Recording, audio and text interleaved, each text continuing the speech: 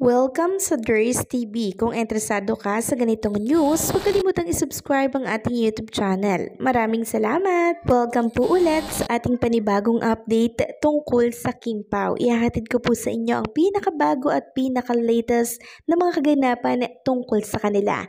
Kaya naman kung hindi ka pa subscriber ng ating channel, pindutin nyo na ang notification bell para lagi kayong updated sa mga balitang trending at napapanahon. So ayun, welcome back again sa ating YouTube channel mga kakimpaw, and for tonight's video, ang pag-uusapan natin ay tungkol sa mga importanteng ganap kina Kim and Paolo Abilino. At unahin na natin itong tungkol sa binahagi po ng isang kapamilya page. Tungkol ito sa pag-appear po ni Kim and Paolo Abilino sa Metro Mag na kung saan kinagulat po ng mga Kimpaw Nation. Sabi nga dito, the pairing that suddenly appeared and stole our hearts. As the late afternoon melt into evening, the city skyline bears witness to the sizzling yet sweet chemistry of Kim Chiu and Paolo Abilino during their Metro-style cover shoot release in time for their upcoming Star Cinema romantic comedy film, My Love Will Make You Disappear. So, ito po yung continuation ng article na nilabas po ng ABS-CBN. So, nauna na po nating binasa yung unahan nito kahapon, and ngayon, ito naman yung kasunod. Sabi dito, affectionately known as Kim Pao, Kim and Paolo's tandem is steady in contrast. Kim breaks into a smile and giggles every now and then, while Paolo attentively listens and observes. She appears bubbly and energetic, while he has this quiet intensity and gentle demeanor. She has the kind of playful curiosity that can discover and uncover a certain mystery in him. But despite their opposite traits, you can easily spot how at ease and comfortable they are in each other's company. How was Kim able to crack through Paolo's perceived walls? How did she pass through the barriers and help us see another side of the actor we rarely see in public?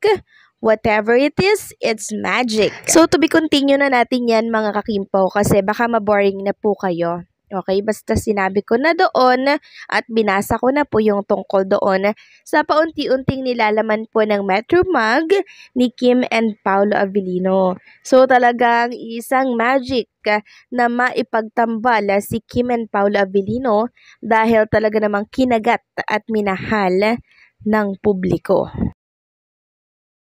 So kung inyong natatandaan mga kakimpaw, sa previous update natin, itakal ko po yung tungkol doon sa mag-asawang lolo at lola na kung saan ay nakaupo po doon sa lapag.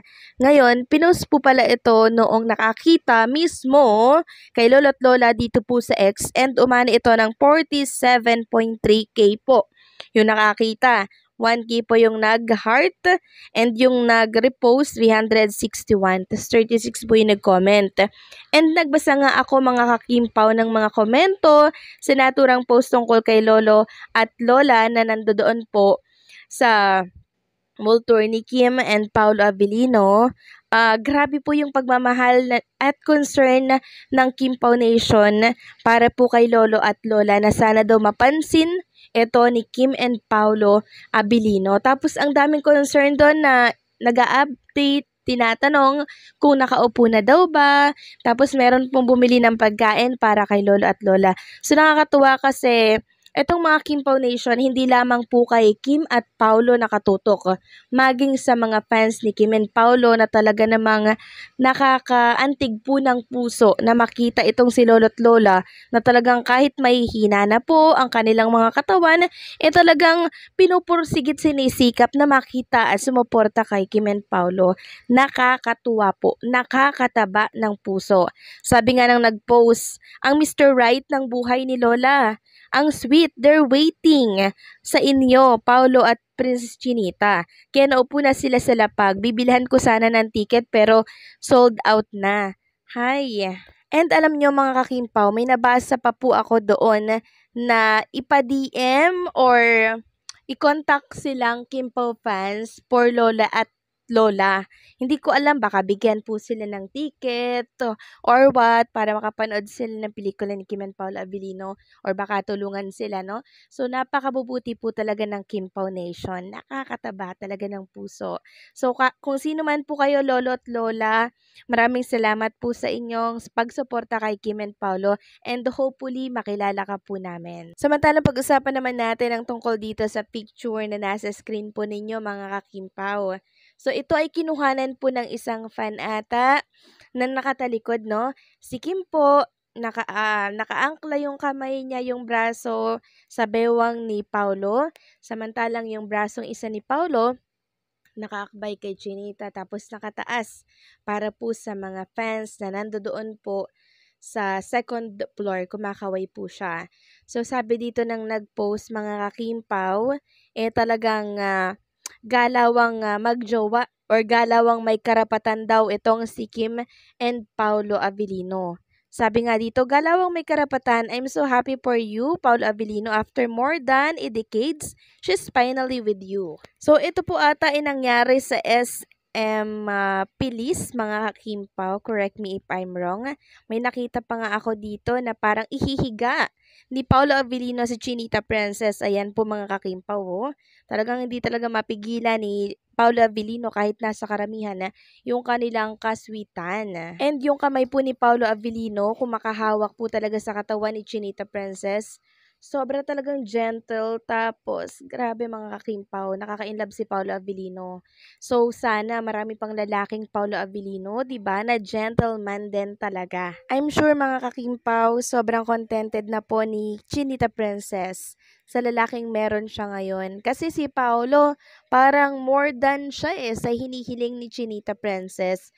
Sobrang gentleman, maalaga po, tapos loyal, 'di ba? Gusto niya sa kanya lang yung atensyon. So nakakatuwa lang kasi si Chinita Princess finally natagpuan niya na po yung lalaking magpapasaya sa kanya araw-araw.